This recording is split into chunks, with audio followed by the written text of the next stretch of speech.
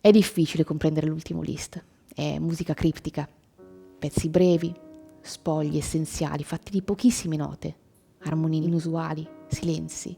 Sono quasi meditazioni musicali, per alcuni di una modernità assoluta, per altri invece il segno di un declino creativo legato all'età.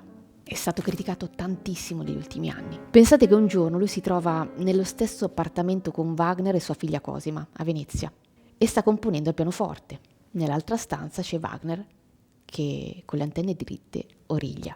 E a un certo punto, sconcertato, si gira verso la moglie, Wagner, e dice: «Tuo padre sta diventando matto. È musica per malati di mente questa. Non riesco a sopportare queste stonature». Ed è Wagner che parla, cioè un compositore innovativo, visionario, oltre che suo amico.